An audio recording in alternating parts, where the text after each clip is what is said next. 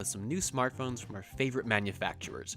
For a good number of users, Samsung tops that list, and while we'll have to wait until a little later in the year before it's time for the next Galaxy S flagship, we're starting things off with a trio of affordable new mid-range A-series handsets, the Galaxy A3, A5, and A7. This week at CES 2017, we got the opportunity to go hands-on with the more petite two of those phones, the 2017 Galaxy A3 and A5. Not everyone needs every smartphone feature under the sun, to say nothing of price tags that can stretch north of $600 or $700, and for them, Samsung's put together its Galaxy A series.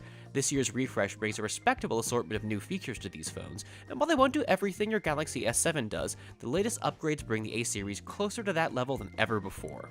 Just like the S7 phones and the ill-fated Note 7, these new A models pick up waterproofing with an IP68 rating, though we'll have to wait for another opportunity to actually put that protection to the test. What we could take for a spin were the new cameras, as the A5 scores dual 16-megapixel sensors, front and back, while the A3 returns with a 13-megapixel main camera, but sees its selfie cam evolve to an 8-megapixel component. The camera software aims to keep things simple, with a basic assortment of controls, but you'll still find a few nice extras here, like a floating shutter button for selfies that lets you capture pics even while holding phones at the occasionally awkward angle. These mid-rangers also join their flagship relatives in the Samsung Pay Club with support for magstripe emulation tech, letting you pay for purchases even at retailers lacking NFC systems, though that functionality will ultimately be market dependent. Both phones share a no-nonsense, straightforward look with design elements that'll be familiar to Samsung fans. A metal frame pokes through around the edges of these handsets, but the back panels are curved-edged glass.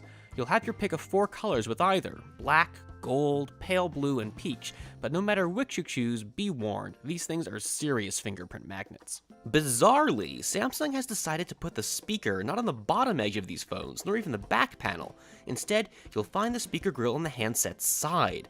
Samsung says this placement is designed to keep the speaker free and unobstructed no matter whether you're holding the phone upright while on a speakerphone call or in landscape mode playing a game or watching a video. Still, it's quite odd, and we look forward to trying that out in a variety of situations and seeing how well it actually works. The Galaxy A3 is one of those increasingly rare sub-5-inch smartphones, with a 4.7-inch 720 by 1280 Super AMOLED display. It runs a 1.6 GHz octa-core processor, has 2 GB of RAM, 16 GB of storage, and accepts microSD expansion.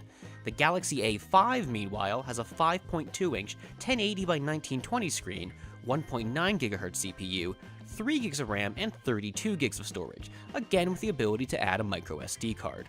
Both phones feature USB Type-C connectivity, have always-on displays, and fingerprint scanners, but while the A3 has a smaller 2350 mAh battery, the A5 upgrades to a larger 3000 mAh component and adds support for fast charging.